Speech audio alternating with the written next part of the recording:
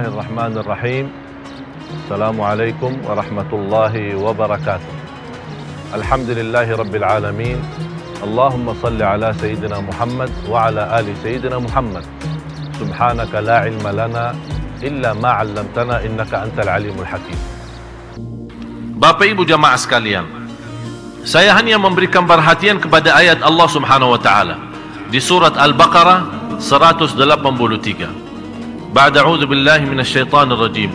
Ya ayyuhalladzina amanu kutiba 'alaikumus shiyamu kama kutiba 'alal ladzina min qablikum la'allakum tattaqun.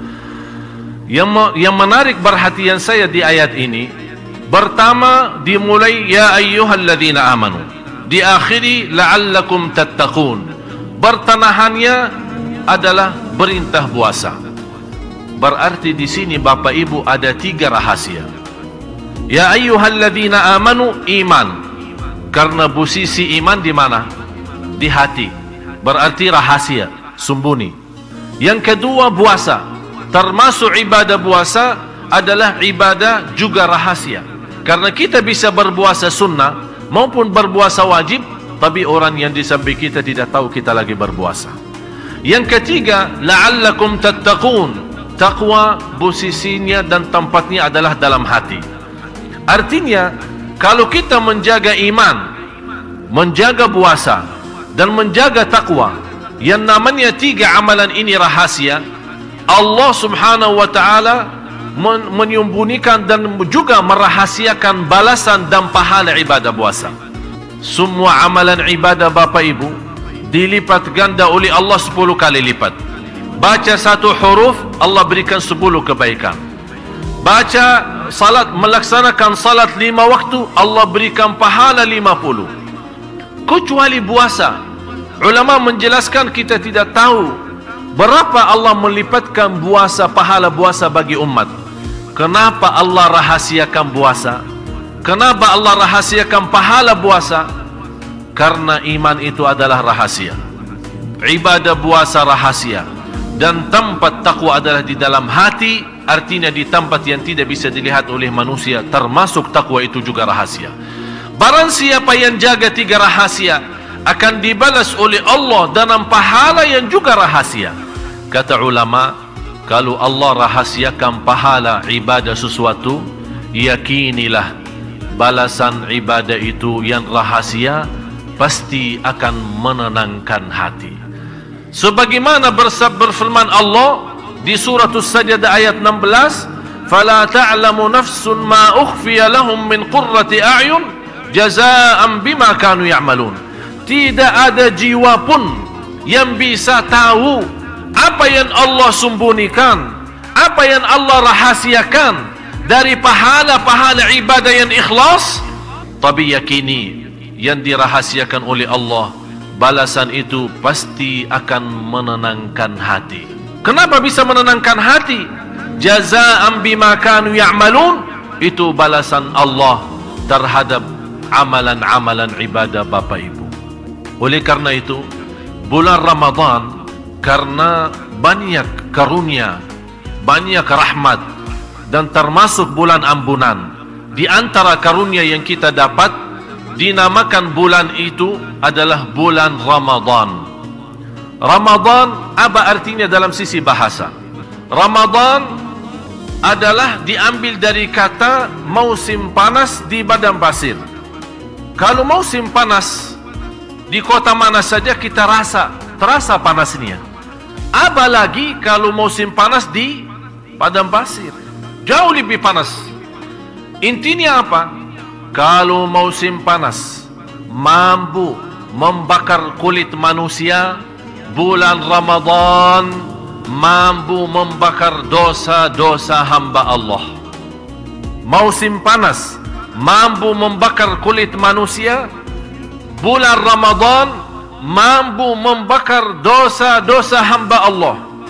Oleh karena itu salah satu doa malaikat Jibril yang diaminkan oleh Nabi Muhammad sallallahu alaihi wasallam adalah doa dihina oleh Allah seorang yang dapat kesempatan bertemu bulan Ramadan yang namanya bulan ampunan, bulan taubat, bulan rahmat, bulan terbuka pintu surga, tertutup pintu neraka. Tapi di dalam kesempatan ini semua dia tidak diampuni Allah. Tidak diampuni Allah. Kenapa tidak diampuni Allah? Karena dia tidak ikhlas untuk memperjuangkan Ramadan. Dia tidak ikhlas untuk memperhatikan Ramadan. Dia tidak ikhlas untuk mengisi yang terbaik untuk Ramadan. Selalu malas-malas. Malah dijadikan Ramadan bulan tidur, dijadikan Ramadan bulan makan, dijadikan Ramadan bulan malas. Begitu kita melihat seorang yang tidak bersedia banyak ngomong, kenapa? Kamu sakit? Enggak, saya lagi puasa. Sampai kita tidak banyak berbicara karena lagi puasa. Kita tidak ada fisik dan tenaga untuk bekerja karena puasa. Padahal kalau kita baca dalam sejarah, perang Badar di bulan Ramadan, dan banyak perjuangan sahabat bersama Rasulullah di bulan Ramadan. Para ulama kami, para dakwah bendai-bendai yang menyebarkan dakwah Islam di bulan Ramadan.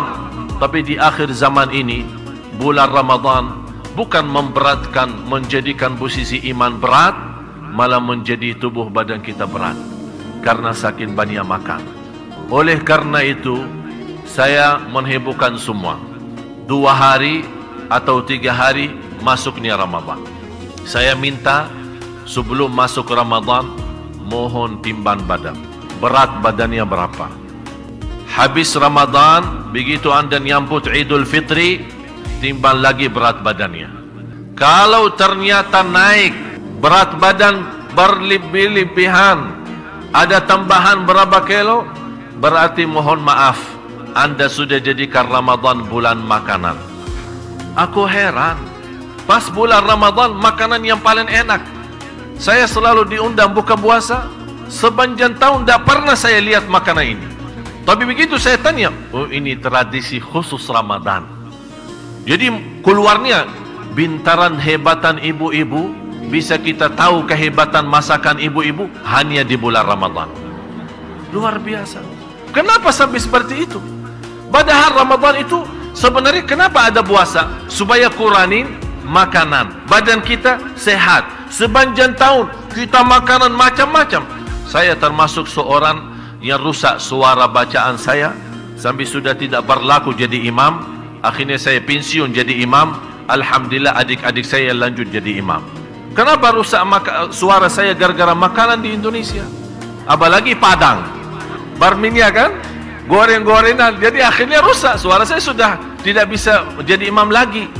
Tidak suara tidak menenangkan, menghiburkan hati.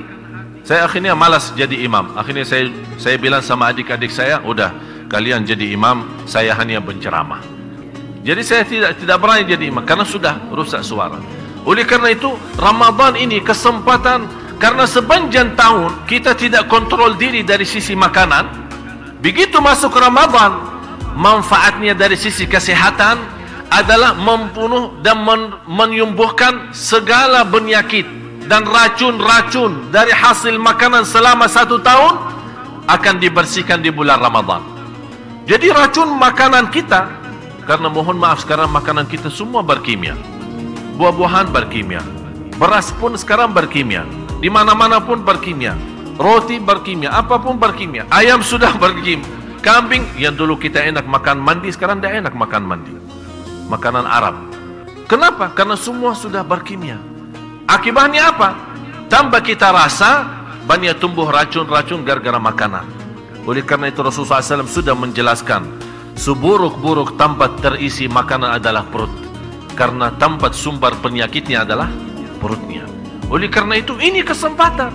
Begitu masuknya bulan Ramadan, biar Bapak Ibu sekarang melihat saya lumayan agak gemuk, insya Allah habis lebaran mungkin tidak bisa kenal saya, karena kembali kurus kayak adik-adik saya ini. Kenapa? Karena selama bulan Ramadan saya punya kebiasaan makan puasa, buka puasa kurma sama air, sahur kurma sama air selama 30 hari. Jadi tidak makan apa-apa selain kurma sama air. Memang pernah berkata Raja Faisal, kita orang Badui hanya makan kurma dan sama minum susu unta. Biarpun minyak di Arab Saudi tidak ada, kita tidak bisa apa-apa, tidak apa-apa. Biarpun minyak kita terbakar, kami masih bisa hidup karena ada susu unta, sama juga ada kurma, madu dan yang lain-lain. Alhamdulillah, itulah hidup yang sehat. Oleh karena itu kita lihat orang-orang tua kita dulu, biarpun hidupnya susah, miskin, tapi hidupnya teratur, salatnya lancar, umurnya panjang, sehat walafiat. Kita malah banyak salat malam, berbanyak sedekah, berbanyak berjuang untuk agama, tapi tambah banyak sakit, banyak ini. Kenapa? Karena salat malam berjalan, gosip ibu-ibu juga berjalan. Masalah. Ini salah satu pelajaran di bulan Ramadan ini, Bapak Ibu, terutama Bu, Ibu. Sebenarnya ibu hati yang baik. Memang salah satu yang membuat saya cinta Indonesia ini gara-gara ibu-ibu. Saya cinta ibu-ibu. Boleh kan? Luar biasa. Memang ibu luar biasa. Sebenarnya jujur saja, kita kalah bapak-bapak. Yang banyak ngaji ibu, yang banyak salat malam ibu, yang banyak berjuang untuk agama ibu-ibu. Luar biasa. Dan saya selalu berkata, mudah-mudahan ibu duluan masuk surga, tapi jangan lupa bawa kami juga belakangan. Tapi di samping itu ada satu masalah. Ini kasihan kan? Sayang ibadah kita. Karena ini bahaya. Bahaya Bapak Ibu. Coba kalau kita lihat posisi, lidah itu termasuk daging yang paling tipis dalam tubuh badan kita, yang paling ringan. Dan tulang yang paling kuat adalah gigi. Subhanallah, Allah kumpulkan di satu tempat. Tulang yang paling kuat, gigi. Daging yang paling tipis dan ringan, lidah. Kenapa? Supaya tidak sembarangan keluarin. Malah kadang-kadang tambah rasa, tambah sadari, kita gigit lidah sendiri kan? Coba kalau bukan rahmat Allah, kita habis gigit setiap hari. Habis. Besok-besok kok lidahnya begini? Habis dimakan sama gigi saya sendiri. Kok masa sama gigi sendiri tidak bisa kontrol? Ya memang tidak bisa kontrol. Oleh karena itu posisi lidah di dalam, supaya tidak sembarangan keluar. Hati-hati. Ini manfaatnya sekarang kesempatan di bulan Ramadan. Bulan Ramadan Bapak Ibu, kesempatan kita bersama buka halaman baru sama Allah. Jadikan bulan Ramadan bulan taubat, karena bisa dapat diampuni segala dosanya. Bisa mendapatkan bebas dari neraka Jahannam. Ini keinginan orang salih. Sepanjang Ramadan berdoa, i'tiqna minan nar, al-'itqu minan nar, al-'itqu minan nar. Orang-orang berdoa sepanjang bulan Ramadan, ya Allah bebaskan kami dari neraka Jahannam. Karena memang salah satu karunia Allah bagi hamba-hambanya yang bisa diterima amal ibadahnya.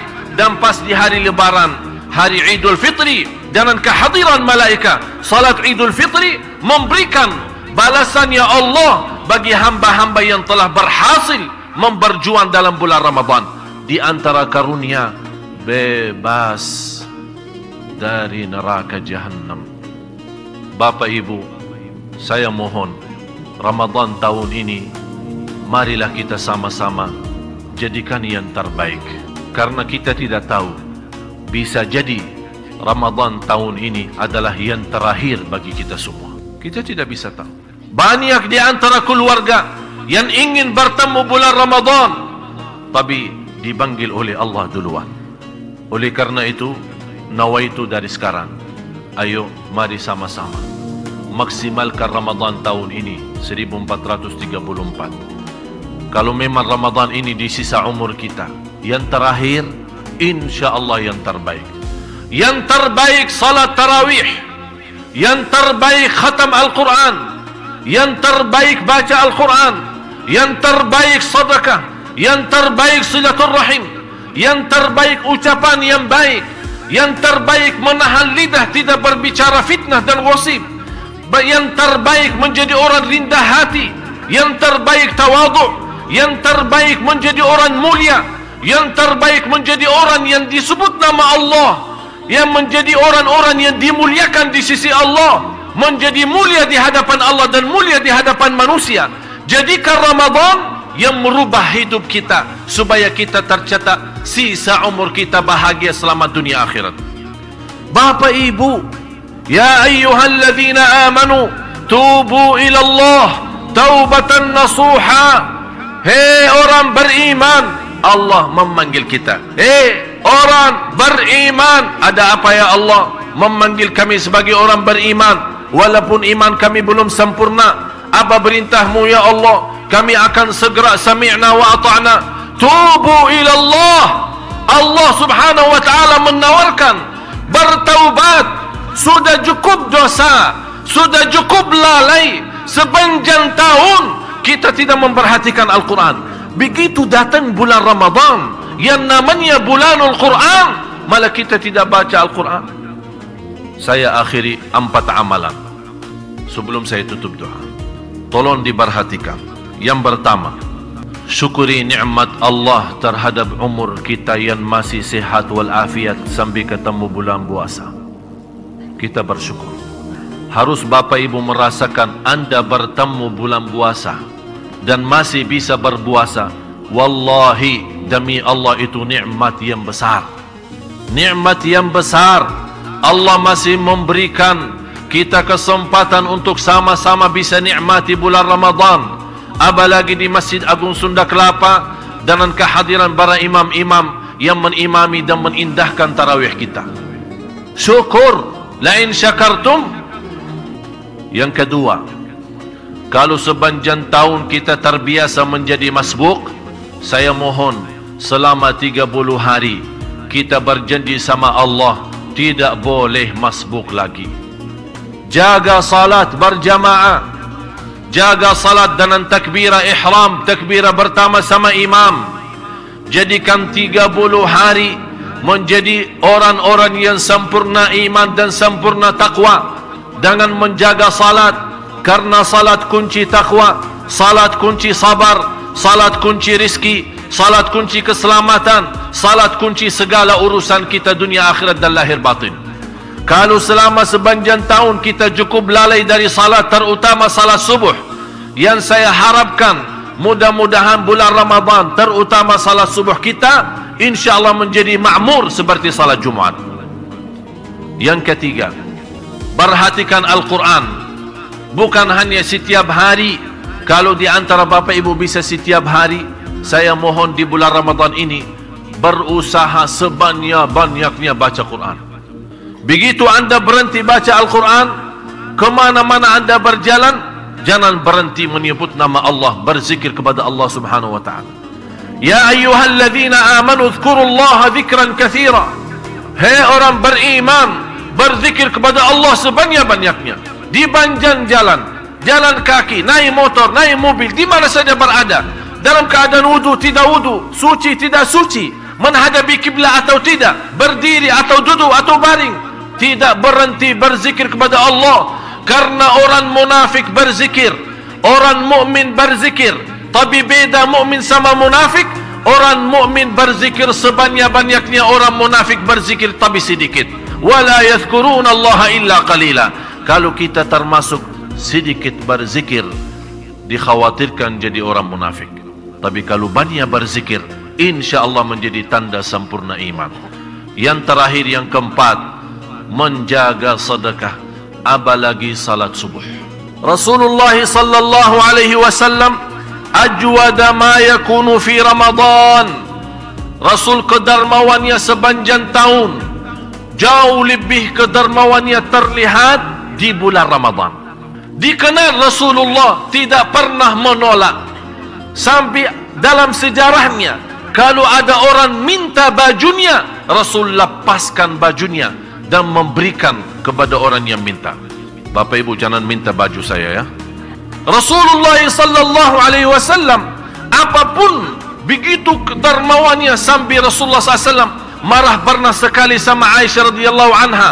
Ada beberapa dinar yang masih tersimpan di dalam rumahnya. Rasul menyuruh Siti Aisyah sedekahin kepada orang yang butuh. Begitu Rasul pulang dari masjid, kata Rasul kepada Aisyah, gimana istriku? Sudah bersedekah dinar-dinar yang ada di rumah? Kata Siti Aisyah, aku lupa. Rasulullah marah, saya tidak mau tidur di rumah saya apalagi di bulan Ramadan masih ada harta di rumah. Coba bayangkan. Jangan bapak ibu habisin uangnya di rumah, simpan-simpan aja ada boleh. Sebagian bagi, sebagian simpan. Kita tidak bisa seperti Rasul menghabiskan semuanya. Jangan habiskan semuanya, nanti datang ke Masjid Sunda Kelapa, Pak minta tolong Pak, habis uang saya disedekahin. Beda Rasulullah sama kita. Harus kita posisikan diri.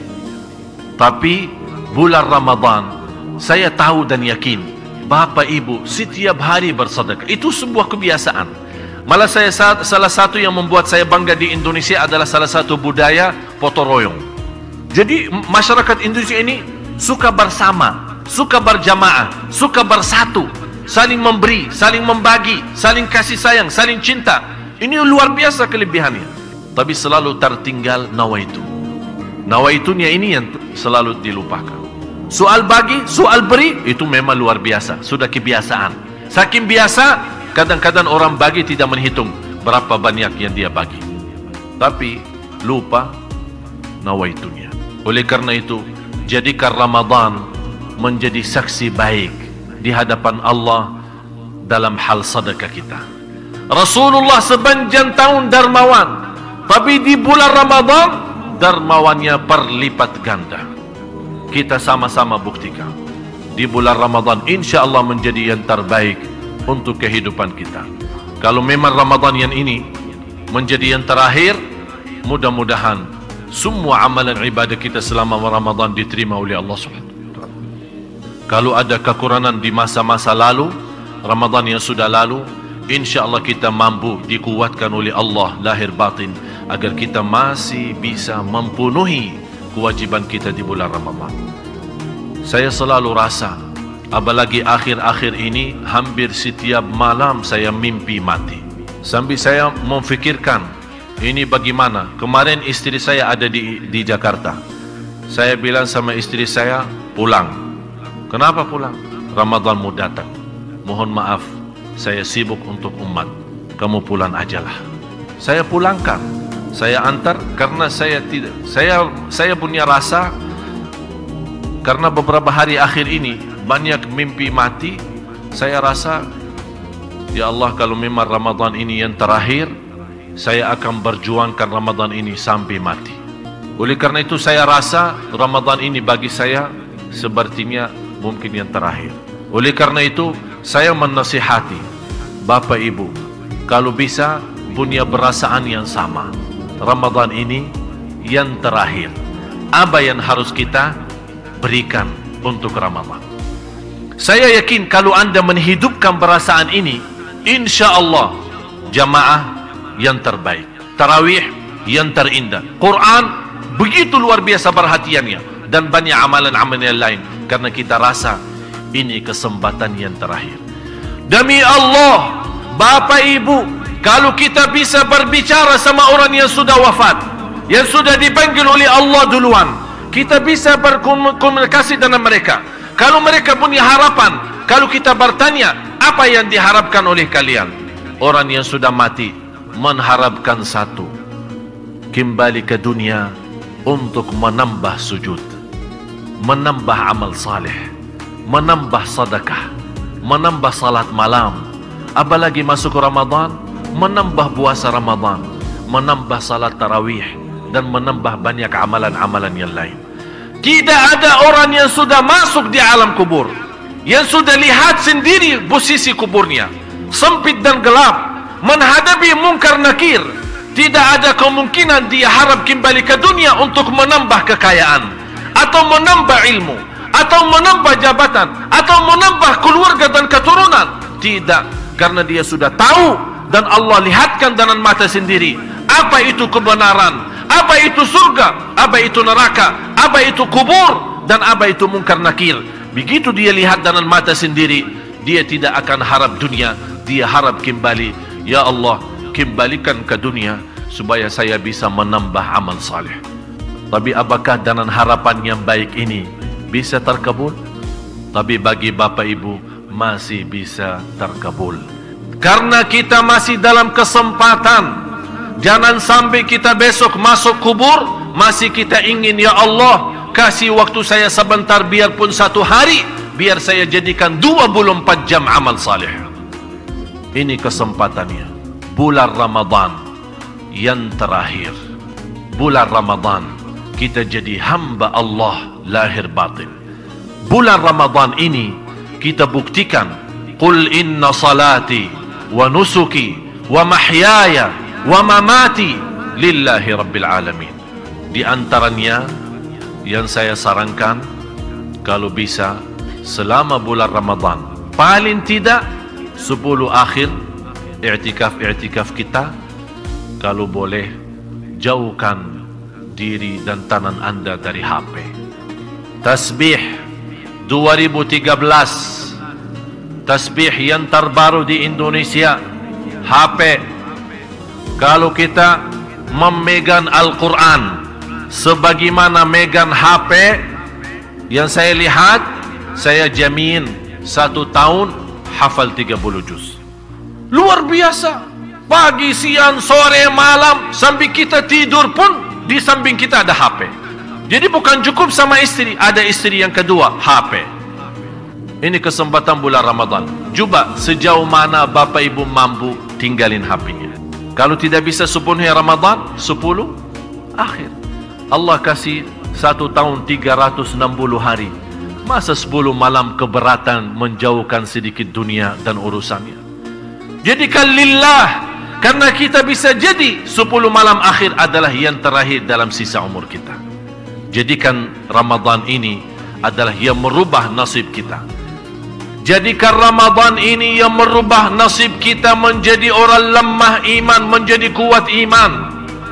Jadikan Ramadan ini merubah nasib kita dari kemiskinan menjadi kaya. Jadikan Ramadan ini menjadi orang biasa dosa maksiat menjadi orang taat dan senantiasa sami'na wa ata'na. Jadikan Ramadan ini, tahun ini menjadi orang-orang yang malas dan lemas dalam ibadah menjadi semangat dan ikhlas dalam perjuangan ibadah. Jadikan Ramadan ini merubah nasib kita dari kecelakaan menjadi bahagia dan selamat. Jadikan Ramadan ini merubah nasib kita dari neraka jahanam menjadi ahli surga. Ini Ramadan. Supaya nawaitu kita bersama, InsyaAllah menjadikan Ramadan yang terbaik. Saya menhiburkan semua yang hadir, termasuk saya. Ayo, mari kita sama-sama. Sebelum saya tutup doa, saya menhiburkan semua tanpa kecuali. Mari kita sama-sama bersedekah. Apa yang saya harapkan lewat nawaitu sedekah kita? Nawaitu bismillah, InsyaAllah dengan bantuan Allah, pertolongan Allah, dengan berkah sedekah yang ikhlas, aku mohon ya Allah, Ramadan ini menjadi yang terbaik, yang terindah daripada Ramadan yang sebelumnya. Kalau kita Ramadan yang sebelumnya belum diterima di sisi Allah, tapi Ramadan ini karena kita nawaitu, karena setiap amal salih langkah pertama nawaitu yang baik. Nawaitu Ramadan tahun ini InsyaAllah saya maksimalkan selama semampu saya, dan saya tidak minta yang berat. La yukallifullahu nafsan illa wus'aha. Tapi saya mengharapkan anda memberikan perhatian sepenuhnya untuk Ramadan, karena bisa jadi Ramadan ini yang terakhir. Kita tidak tahu apakah dunia umur bertemu Ramadan yang akan datang atau tidak. Mudah-mudahan dalam sedekah Bapak Ibu, dalam nawaitu, dalam sedekah itu Allah kuatkan lahir batin dan bisa menjadi berkat dan cahaya untuk kedua orang tua. Mudah-mudahan Allah subhanahu wa ta'ala bukakan pintu taufiknya dan memberikan ridha kepada kita semua agar Ramadan ini insyaAllah menjadi yang terbaik, yang terbaik dalam segala hal, dan kita mendapatkan di akhiri hayat kita semua dengan husnul khatimah.